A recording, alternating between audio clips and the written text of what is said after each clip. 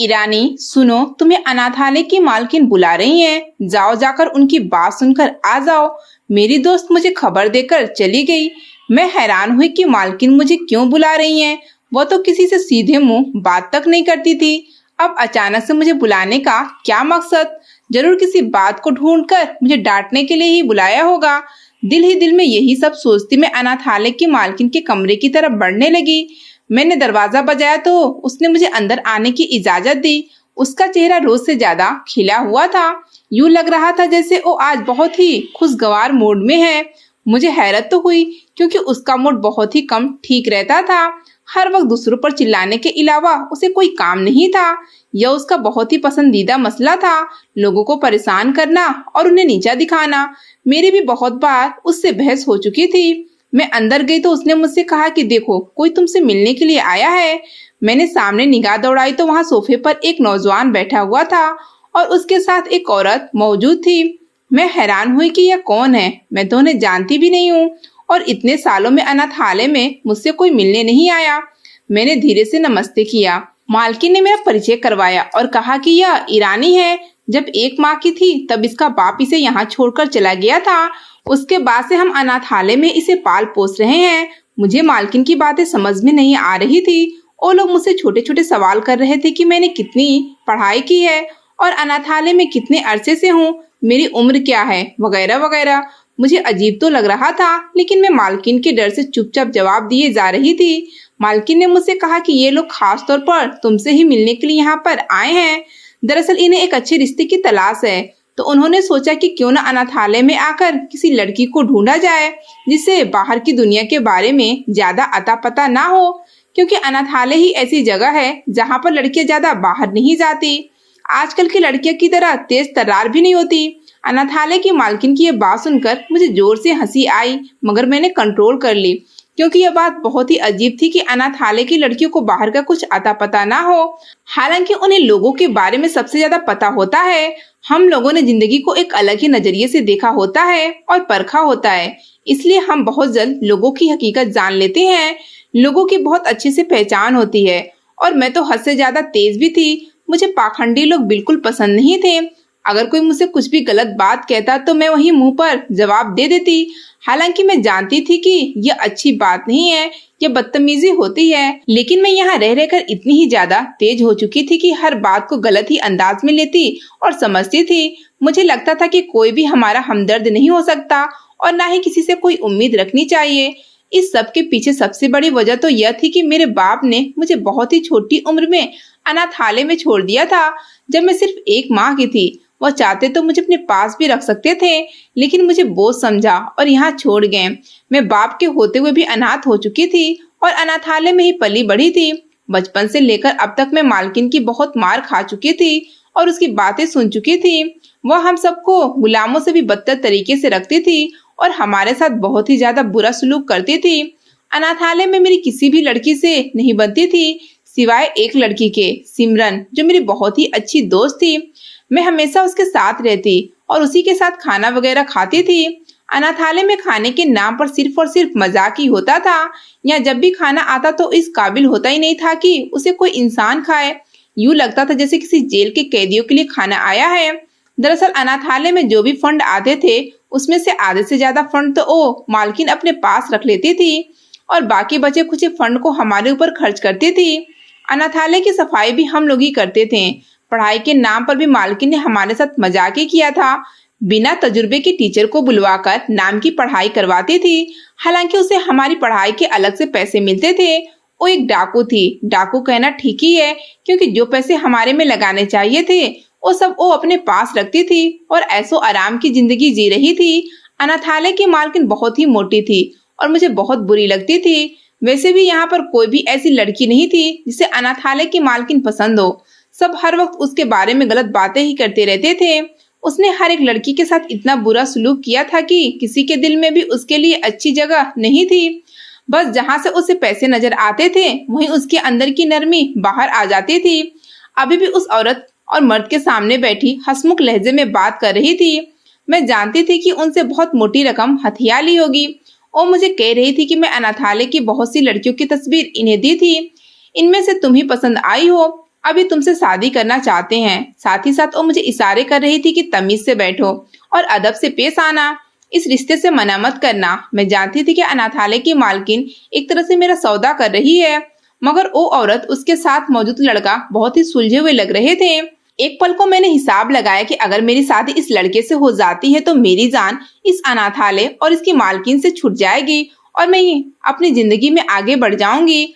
अगर मैं यहीं रही तो मैं कभी भी आगे नहीं बढ़ पाऊंगी, ना ही मैं यहाँ से निकल सकती हूँ। मुझे अगर एक मौका कुदरत दे रही है तो मुझे उसका फायदा उठाना चाहिए। यही सोचकर मैंने एक मुस्कुराहट अपने चेहरे पर सजाई और अनाथालय की मालकिन को उसके ही अंदाज में जवाब दिया और कहा कि ठीक है, जैसा आपको सही लगे। मेरी इतनी आज्ञाकारी देखकर वो हैरान हो गई। यकीन तो उसे नहीं आ रहा था, लेकिन फिर भी उसने उन लोगों के सामने कहा कि हम कुछ दिन में आपको जवाब दे देंगे। जब वो लोग वहां से चले गए तो अनाथालय की मालकिन मुझसे कहने लगी, तुम इतनी टेढ़ी लड़की हो, मैं तुम्हें बहुत अच्छे से जानती हूँ, तो तुमने इतनी आसानी से हाँ कैसे कर दी? तुम्हारे दिमाग में क्या खिचड़ी पक रही है? मैंने उससे कहा कि तुम्हारे से बहस करने से कोई फायदा भी नहीं, इसलिए मैंने हाँ कर दी। तुमने इतने पैसे जो हथियाए हैं तो उनसे मतलब रखो ना, मेरे पीछे क्यों पड़ गई हो? मेरी बात सुनकर उसका मुंह बन गया। उसके ख्याल में तो यह बात किसी को पता ही नहीं चलनी थी, मगर मैं उसकी रग रग से वाकिफ थी। मैं वापस अंदर आई तो मेरी दोस्त मुझसे कहने लगी, क्या हुआ ईरानी, मालकिन ने तुम्हें क्यों बुलाया था? क्या अब फिर से डांट रही थी? मैंने उसे कहा कि नहीं, डांट नहीं रही थी, अब की बार तो मेरी किस्मत चमक गई है। वह हैरान हुई और कहने लगी कि आखिर कैसे? मैंने उसे सारी बात बताई और बोली, मैं हाँ कर चुकी हूँ, मैं यहाँ से जाना चाहती हूँ, एक अच्छे फ्यूचर की तलाश में अपने आप को साबित करना चाहती हूँ और अपनी एक अलग पहचान बनाना चाहती हूँ। क्या यह कुछ गलत है? सिमरन कहने लगी, नहीं, मगर तुम मुझे छोड़कर चली जाओगी। ईरानी, तुमने बिना उन दोनों से अकेले में बातचीत किए यह फैसला क्यों ले लिया? तुम्हें थोड़ा बहुत सोचना चाहिए था।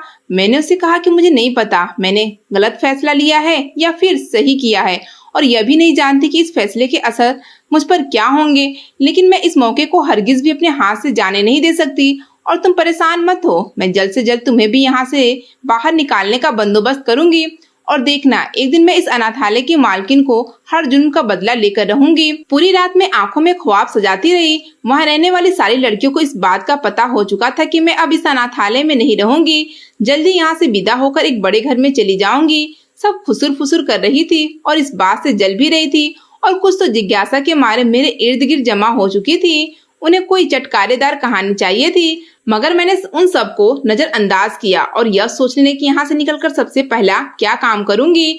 मैं बहुत आगे बढ़ना चाहती थी, मगर अपने बाप से कभी नहीं मिलना चाहती थी। मुझे अपने बाप से नफरत हो गई थी। मेरे लिए तो मेरा बाप मर चुका था सालों पहले। अगर वह कभी मुड़कर वापस आता तो मैं उसे पहचानने से ही इनकार कर देती।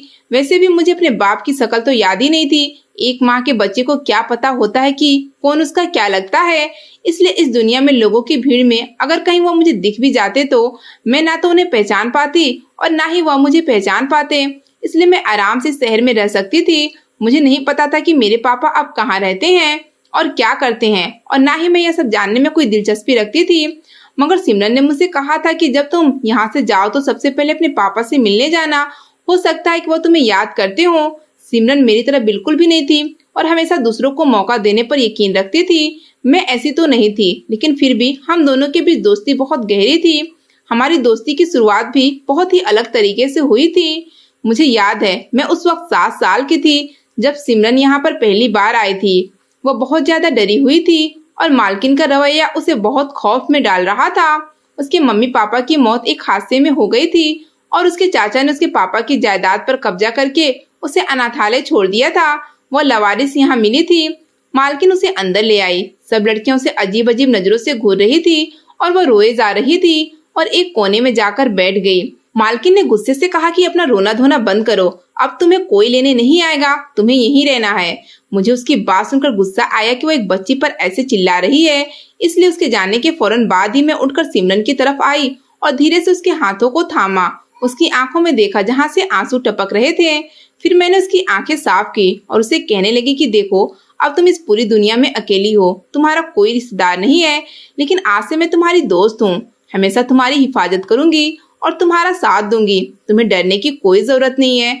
लोगों पर भरोसा मत करना, ना ही उनसे कोई उम्मीदें लगाना, इस सब का कोई फायदा नहीं होता। उस दिन के बाद से मेरी और सिमरन की ऐसी दोस्ती हुई जो आज तक नहीं टूट पाई थी।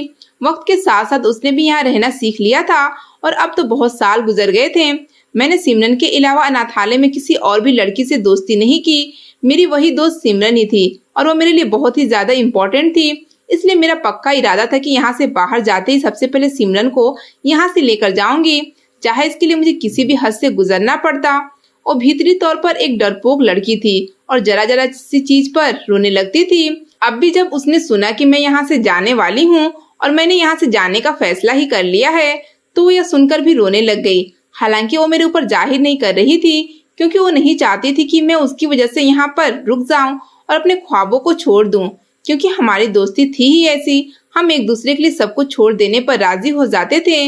मगर अब अपने आंसू मुझसे छुपा रही थी। मैंने उसे कहा कि तुम्हें ये सब करने की जरूरत नहीं है। मैं यहाँ से बाहर तुम्हारे और अपने हम दोनों के लिए जा रही हूँ। तुम रो मत, सिर्फ मेरा इंतजार करना। वो बार बार मुझसे इस बात का जिक्र करती थी कि कहीं वो लोग तुम्हारे साथ कुछ गलत ही ना कर दे। ना जाने किन लोगों को मालकिन ढूंढ कर लाई है। हो सकता है कि तुम्हारे लिए कोई गलत फैसला कर रही हो, इसलिए तुम एक बार फिर से इस बारे में सोच लो। मैंने उसे कहा, देखो मैं तुम्हारी तरह हरगिज नहीं हूँ जो डर जाऊं। मैं यहाँ से एक बार अगर बाहर निकल गई तो यकीन मानो हम दोनों की जिंदगियां बहुत ही आसान हो जाएंगी और हमें एक बार अपनी जिंदगी अपनी मर्जी से जीने का मौका मिल जाएगा। हम इस जंगल से निकल जाएंगे। फिर मैं उसे अगले कई दिनों तक इस बारे में समझाती रही। एक हफ्ता गुजर जाने के बाद वो लोग दोबारा आए, मेरी दोस्त से भी मिले।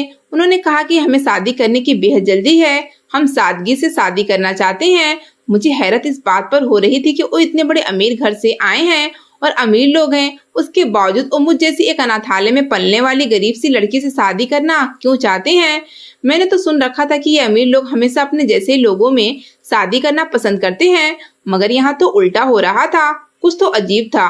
उन्होंने तो ये बहाना बनाया था कि अनाथालय की लड़कियां मासूम होती हैं, तेज तर्रार नहीं होती, मगर यह बहाना तो मुझे बिल्कुल ही बेकार लग रहा था। असल कहानी कुछ और होगी। खैर, मेरा रिश्ता एक छोटी सी फंक्शन में पक्का कर दिया गया। इस फंक्शन का व्यवस्था अनाथालय में किया गया था।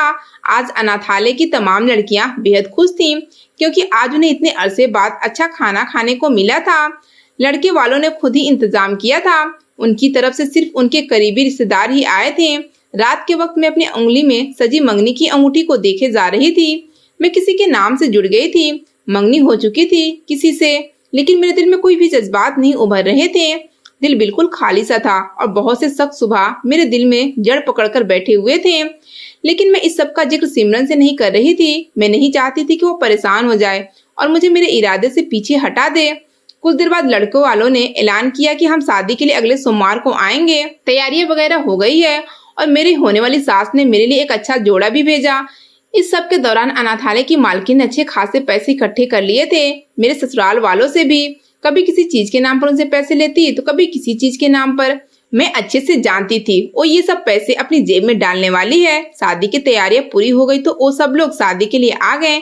मैं बहुत ज्यादा खुश हो रही थी कि एक बहुत ही खूबसूरत नौजवान से मेरी शादी होने वाली है। मेरी जिंदगी बहुत अच्छी हो जाएगी और वो है भी बहुत ही अमीर। सिमरन भी मेरी वजह से बहुत ज्यादा खुश थी। अब हम लोग एक उम्मीद बांध रहे थे कि यहाँ से निकलने का कोई ना कोई रास्ता तो हमें मिल ही जाएगा।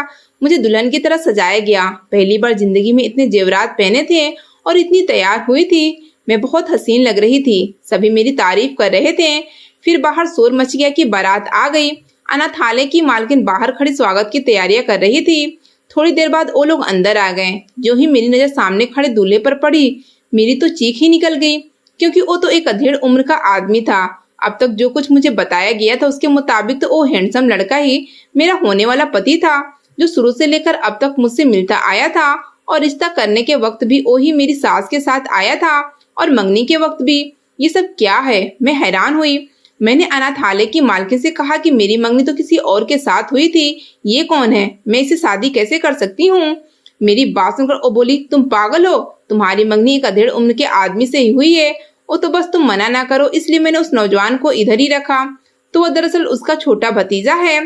तुमसे ये बात छुपाए रखी। मैं जानती थी कि तुम एक अधेड़ उम्र से शादी करने के लिए बिल्कुल भी तैयार नहीं होगी। अब खामोशी से बैठ जाओ और हमारा तमाशा मत लगाओ। उसने तो मुझे सही फंसा दिया था। मेरे पास और कोई चारा बचा भी नहीं था। बारात दरवाजे पर खड़ी थी। उसे वापस भिजवाने का तो सवाल ही पैदा नहीं होता था।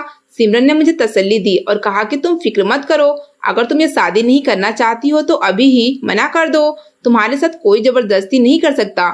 लेकिन फिर मैंने सोचा कि अगर मैं मना कर दूंगी तो मेरे ख्वाब कैसे पूरे होंगे, यहाँ से बाहर कैसे निकलूंगी। चलो कुछ दिन इसको बर्दाश्त ही कर लूंगी। यही सोचकर मैं शादी के लिए मान गई। वो बूढ़ा मुझे एक आंख नहीं भा रहा था। मैंने तो अब तक उस खूबसूरत नौजवान के सपने सजाए थे, इसलिए अचानक से उसे कबूल करना मेरे लिए बहुत मुश्किल होता जा रहा था, मगर मुझे ये करना ही था। मैंने अपने दिल को राजी किया और आखिरकार शादी के लिए हाँ कर दी। शादी हो जाने के बाद मेरे जज्बात बिल्कुल ही अलग थे। मुझे बहुत गुस्सा आ रहा था। यूं लग रहा था जैसे मेरे सारे ख्वाब छीन गए हों। शादी के बाद मेरी सास मेरे पास आई और कहने लगी कि तुम्हारी विदाई भी हम आज ही करेंगे। हालांकि इससे पहले बात ही नहीं की गई थी कि विदाई शादी वाले दिन ही की जाएगी। बहरहाल अब मैं कुछ भी बोलती या कुछ भी करती, सबका कुछ भी फायदा नहीं होने वाला था। यह बात तो मुझे समझ में आ गई थी। सिमरन भी बहुत ज्यादा परेशान हो रही थी क्योंकि ये सब लोग बहुत ही अजीब बर्ताव कर रहे थे। यूं लग रहा था जैसे चीजों को छुपाने का शौक रखते हैं। यह कोई छोटी बात नहीं थी। पहले बताना चाहिए था कि विदाई आज ही होगी। मैं जानती थी ये सब अनाथालय की मालकिन की चाल है। उसे तो सिर्फ पैसे चाहिए थे जो उसे मिल गए। मेरी जिंदगी बर्बाद हो या आबाद हो, इससे उसका कोई भी लेना देना नहीं था। ना चाहते हुए भी मुझे विदा होकर उसके साथ आना ही पड़ा। रास्ते भर में वो अजीब अजीब तरह से छुप छुप कर बातें कर रहे थे। उनकी बातें मुझे ठीक से सुनाई नहीं दे रही थी, लेकिन यूं लगता था जैसे कोई ऐसी चीज है जिससे मैं अनजान हूँ और मुझे इस बारे में कुछ भी नहीं पता है। रास्ते में मुझे इस बात का पता हुआ कि जिसे मैं अपनी सास समझ रही हूँ वो दरअसल मेरी सास नहीं बल्कि वो तो उस नौजवान की माँ है। कितना अजीब हो रहा था ना ये सब। अब न जाने आगे जाकर किन किन राजों से पर्दा उठने वाला था। मैं अपने आप को आने वाले वक्त के लिए तैयार कर रही थी। इतनी बड़ी गाड़ी में पहली बार बैठी थी। इसमें कोई शक नहीं था कि ये लोग बहुत ही ज्यादा पैसे वाले थे। एक पल को तो मैंने सोचा कि क्या पता ये भी धोखाधड़ी ही हो, खुद को अमीर बताकर वो मुझे धोखे से अपने साथ ले जा रहे हो। मगर फिर मैंने खुद को तसल्ली दी कि ऐसा नहीं है। उनकी आदत व्यवहार से ही लग रहा था कि ये लोग बहुत ही ज्यादा पैसे वाले हैं। 1 घंटे के लंबे सफर के बाद हम लोग एक कोठी के बाहर आकर रुक गए। इतनी बड़ी कोठी, इतना आलीशान घर मैंने अपनी जिंदगी में कभी नहीं देखा था। दिल खुशी से भर गया कि अब इस कोठी में मैं राज करूंगी। कुछ देर पहले होने वाली घटना मैं भूल गई थी और बिल्कुल ही मगन सी होकर उस कोठी को देखने लगी। लेकिन फिर तभी किसी औरत की आवाज मुझे वापस होश की दुनिया में खींच लाई। मैं उसके साथ कोठी के अंदर आ गई। कोठी बाहर से जितनी आलीशान थी, अंदर से उससे भी कहीं ज्यादा खूबसूरत थी। मैं तो हैरानी से इधर उधर देखे जा रही थी। वो लोग मुझे देखकर अजीब अजीब सरगोशियां कर रहे थे, जिसकी वजह से मैंने खुद को फौरन से संभाला और दुपट्टा से ही किया कि मैं तो दुल्हन हूँ, मुझे ऐसी हरकत नहीं करनी चाहिए। मुझे एक सोफे पर लाकर बिठा दिया गया और फिर मूवी वगैरह बनवाने का सेशन शुरू हुआ। मैं इस सबसे बहुत ज्यादा बोर हो रही थी। एक तो बूढ़े के साथ बैठकर मुझे तस्वीर बनाने का कोई शौक नहीं था और दूसरा अब मैं काफी थक चुकी थी, सिर्फ आराम करना चाहती थी। लेकिन यहाँ पर किसी को ये सब बोल नहीं सकती थी। अनाथालय की कोई भी लड़की मेरे साथ नहीं आई थी। यहाँ तक कि सिमरन को आने की इजाजत भी मालकिन ने नहीं दी थी। हालांकि उसका बहुत दिल था कि वो मेरे साथ आए और इस बात को जान जाए कि मैं किन लोगों के साथ जा रही हूँ। मूवी वगैरह के सेशन से फ्री होकर मुझे कमरे में भेज दिया गया। मेरा बिल्कुल दिल नहीं कर रहा था कि अपने पति को देखूं, लेकिन मुझे उसके इंतजार में जागना ही था। थोड़ी देर बाद वो कमरे में आया। मैंने उसे अलग नजर से देखा तो मुझे पता चला वो तो बहुत ही ग्रेसफुल है और बहुत ही ज्यादा हैंडसम लगते हैं। मेरे देखने का नजरिया बदला तो मुझे उनमें बहुत सी अच्छाइयां नजर आना शुरू हो गई। वो बहुत ही धीमे मिजाज के थे। मेरी शादी की पहली रात बहुत ही अच्छी गुजरी थी। मैं जो कुछ देर पहले सब चीजों के बारे में गलत सोच रही थी, अब मेरी सोच अचानक ही बदल चुकी थी। अगले दिन सिमरन से मिलने के लिए मैं अनाथालय चली गई। वो बहुत ज्यादा खुश थी। मैंने उसे बताया कि जैसा हम सोच रहे थे वैसा कुछ नहीं हुआ। देखो मैं कितनी खुश हूँ। रिसेप्शन से फ्री हो जाने के बाद शादी का तीसरा दिन था, जब एक दिन अचानक से घर में बने तहखाने में मैं चली गई। वहाँ एक कमरा बना हुआ था तो मुझे हैरत थी कि इस कमरे में क्या होगा। मैंने दरवाजा खोला तो वहाँ सामने एक बड़ी सी तस्वीर लगी हुई थी। उसमें बहुत से मर्द और औरत और साथ में बच्चे थे। यूं लगता था किसी फंक्शन में ली गई थी। अभी वो तस्वीर मैं देख ही रही थी तभी मेरे पति पीछे आकर खड़े हुए। उन्होंने मुझे बताया कि यह तस्वीर मेरे एक बहुत ही अच्छे दोस्त की है। अब वो मुझसे बात नहीं करता, लेकिन हम एक फंक्शन में गए थे। उस वक्त उसकी बीवी भी आई थी। हम सबने मिलकर एक साथ तस्वीर ली थी। मुझे कारोबार में बिजी रहकर वक्त गुजरने का पता ही नहीं चला, इसलिए कभी शादी कर ही नहीं सका। अब जबकि इतनी प्यारी बीवी मिली है, मैं उनकी बात सुनकर मुस्कुरा उठी। दिन यूं ही खूबसूरत गुजर रहे थे। एक दिन उन्होंने मुझसे कहा कि मुझे तुमसे एक बहुत जरूरी बात करनी है। उन्हें इस तरह सीरियस मैंने बहुत ही कम देखा था। ऐसी क्या बात हो गई जो वो इतना ज्यादा परेशान लग रहे थे। मैंने उनसे पूछा कि आखिर क्या बात है, कोई परेशानी है क्या। उन्होंने फिर मुझे धीरे धीरे बताना शुरू किया कि तुम्हारे पापा तुम्हें ढूंढते हमारे घर पर आए हैं। यह सुनकर मैं उछल गई। मैंने कभी सोचा भी नहीं था कि पापा मुझे ढूंढते हुए आएंगे। उन्होंने मुझे बताया कि वो अनाथालय गए थे और वहीं से उन्हें पता चला कि तुम्हारी शादी हो गई है। और हैरत की बात तो यह है कि तुम्हारे पापा ही दरअसल मेरे वो दोस्त हैं जो उस दिन उस तस्वीर में मौजूद थे। मैंने कभी सोचा नहीं था कि तुम मेरे उस दोस्त की बेटी होगी। ये कैसा इत्तेफाक है। मैं हैरत से गुम बैठी रह गई। फिर मेरे पति ने मुझसे कहा कि वो तुमसे मिलना चाहते हैं और एक बार बात करना चाहते हैं। अगर तुम चाहो तो उनसे जाकर मिल लो। मैंने गुस्से से कहा नहीं, उन्होंने इतने सालों में कभी भी मेरी परवाह नहीं की और मुझे अनाथालय में डलवा दिया, तो अब मुझसे मिलने के लिए क्यों आ रहे हैं। फिर मेरे पति ने मुझे समझाया और कहा कि तुम एक बार जाकर उनसे मिल लो और उनकी बात सुन लो, हो सकता है उनके पास कोई वजह हो। अब अपने पति की बात मैं टाल नहीं सकती थी, इसलिए हाँ कर दी और अगले ही दिन एक रेस्टोरेंट में अपने पापा से मिलने के लिए चली गई। इतने सालों बाद अपने पापा को अपने सामने देखकर भी मेरे अंदर कोई जज्बात नहीं आ रहे थे। यूं लगता था हमारे बीच कोई रिश्ता ही नहीं है, जैसे हम दो अजनबी हो और अचानक से टकरा गए हो और मुझसे बात करने की कोशिश कर रहे थे। उनके चेहरे पर शर्मिंदगी साफ नजर आ रही थी, लेकिन मेरा इरादा उनकी बात सुनने का बिल्कुल भी नहीं था। मैं सिर्फ और सिर्फ अपने पति के कहने पर यहाँ पर आई थी, क्योंकि उनकी बात को मैं टाल नहीं सकती थी। फिर मेरे बाप ने हिम्मत करके कहना शुरू किया, मैं जानता हूँ मैंने बहुत बड़ी गलती की है। तुम्हें अनाथालय छोड़कर आने के बाद मैंने अपनी नई जिंदगी शुरू कर ली थी। दूसरी बीवी के साथ हंसी खुशी रह रहा था, लेकिन इतने साल बीत गए, हमारे यहाँ एक भी औलाद नहीं हुई। मैंने उसे तलाक दे दी और दोबारा शादी की। तीसरी बीवी से भी मेरी एक बेटी हुई, लेकिन फिर वह भी मुझे छोड़कर चली गई और मुझे बिल्कुल भी पसंद नहीं करती थी। उसका कहना था कि मैं खुदगर्ज बाप हूँ। इसमें कोई शक नहीं है कि मैंने खुदगर्जी में तुम्हें अनाथालय में डलवा दिया था और तुम्हारा ध्यान नहीं रखा था। और जिस बेटी को मैं अपने साथ रखना चाहता था वो खुद ही मेरे साथ नहीं रहना चाहती थी। मेरी बीवी बेटी की बात बहुत ज्यादा सुनती थी और उसकी बहुत लाडली भी थी, इसलिए जब उसने कहा कि मुझे यहाँ नहीं रहना तो उसे अपने साथ लिए अपने मायके चली गई। न जाने कितने साल हो गए मैंने अपनी बेटी को देखा नहीं। मेरी बीवी ने भी मुझसे तलाक ले ली। अब मैं इस भरी दुनिया में अकेला हूँ। कहने को मेरी दो बेटियां हैं, लेकिन एक को मैंने खुद छोड़ा और दूसरी मुझे अपनी मर्जी से छोड़कर चली गई। मुझ जैसा बदनसीब इंसान कोई नहीं होगा। जब मुझे पता चला कि तुम मेरे दोस्त की बीवी बन गई हो तो यह सुनकर मुझे बहुत हैरत हुई थी। दरअसल मैं तुम्हें ढूंढते ढूंढते अनाथालय चला गया था, पुराने रिकॉर्ड निकलवाए और तुम्हारा पता करवाया। अनाथालय की मालकिन ने मुझे बताया कि तुम्हारी तो शादी हो गई है और तुम्हारे बारे में सब कुछ बता दिया। तुम्हारा पता भी दिया, तो मैं ढूंढते ढूंढते यहाँ आया तो पता चला ये तो मेरे अपने ही दोस्त का घर है। मैं कभी सोच भी नहीं सकता था कि तुमसे इस तरह से मुलाकात होगी। मेरे अपने दोस्त से ज्यादा बनती नहीं है, बस वो मेरे पुराने मोहल्ले का दोस्त है। मेरा कारोबार वगैरह सब डूब गया और मैं गरीब हो गया, लेकिन वो उतना ही अमीर होता जा रहा है। मुझे उससे नफरत है। तुम उससे तलाक ले लो। पापा की बात सुनकर मैंने हैरत से सर उठाकर उनकी तरफ देखा। वो एक बार फिर से मेरी जिंदगी अपनी खुदगर्जी और नफरत की वजह से तबाह करने जा रहे थे। मैंने उनसे कहा कि अब आप दोबारा कभी ऐसा नहीं कर सकते। मुझे अपने पति से बेहद मोहब्बत है। भले शुरू में मुझे उनसे मोहब्बत नहीं थी, लेकिन अब वो मेरे बहुत ही प्रिय हो चुके हैं। अब आप मेरी जिंदगी से निकल जाएं और मेरी जिंदगी को खराब करने के लिए दोबारा मेरी जिंदगी में मत आएं। जो कुछ आपने गुजरे सालों में किया वही काफी है। अच्छा हुआ मैं आपके साथ पली बड़ी नहीं हूँ। हमेशा सोचती थी काश मैं आपके साथ रहती, लेकिन अब मैं शुक्र करती हूँ, वरना आपकी इस खुदगर्जी की वजह से मैं खुद भी खुदगर्ज बन जाती और ना जाने मुझे क्या क्या सहना पड़ता। दोबारा मेरे पति से बात मत करना। आज जो मैं आपके सामने बैठी हूँ सिर्फ इन्हीं की वजह से बैठी हूँ, इनकी बात का मान रखने के लिए, वरना आपसे मिलने का मुझे कोई शौक नहीं है। मेरा आपसे किसी किस्म का कोई लेना देना नहीं है। यह कहकर मैं वहां से वापस आ गई थी। पीछे पापा मुझे आवाजें देते रहे। मैंने पापा की आंखों में लालच की चमक देख ली थी। मैं समझ गई थी कि मेरी पति की दौलत की वजह से वो मुझसे मिलना चाह रहे हैं, जबकि वो इस बात को काफी अरसे से जानते हैं कि मैं शादी करके उन्हीं के दोस्त के घर में रह रही हूँ और वो मिलने के लिए अब आ रहे हैं। उनकी सारी चालें मुझे अच्छे से समझ में आ रही थी। उस दिन मैंने सारा किस्सा वहीं खत्म किया और घर वापस चली आई। मेरे पति ने मुझसे पूछा कि क्या बात हुई। मैंने उन्हें सारी बात बता दी और कहा कि अब आप मुझे कभी भी इस बारे में नहीं कहेंगे कि मैं उनसे मिलूं या बातचीत करूं। हाँ, वो मेरे बाप हैं, इस नाते से मैं थोड़ी सी उनकी मदद कर सकती हूँ, लेकिन इससे ज्यादा वो मुझसे कोई उम्मीद ना रखें। मेरे पति ने कहा कि उसने हमेशा मुझे गलत समझा है। मैं उसकी मदद करने की कोशिश करता था।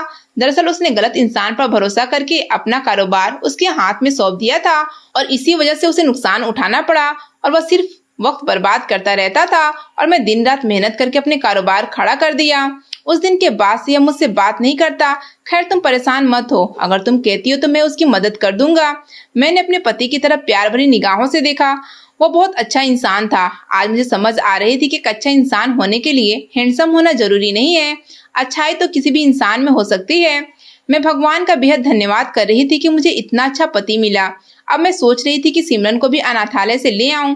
कुछ दिन बाद मैं अपने पति के साथ अनाथालय गई। सिमरन मुझे देखकर बहुत हैरान हुई और कहा कि तुम इतने अरसे बाद आई हो। मैंने उसे कहा कि कुछ काम निपटा रही थी इसलिए देर हो गई। चलो मैं तुम्हें लेने के लिए आई हूँ। मालकिन से बात कर ली है, वैसे भी वो पैसों की भूखी है। उसने तुम्हें हमारे साथ जाने की इजाजत सिर्फ इसी शर्त पर दी है कि हम उसे पैसे दें और हमने उसे पैसे दे दिए हैं। अब चलो तुम सामान पैक करो, मेरे साथ मेरे घर में ही जाकर रहोगी। फिर मैं उसे अपने साथ घर ले आई। यहाँ आकर वह बहुत ज्यादा खुश थी। मेरा इरादा था कि कुछ अरसे बाद उसकी अच्छी जगह शादी कर दी जाए।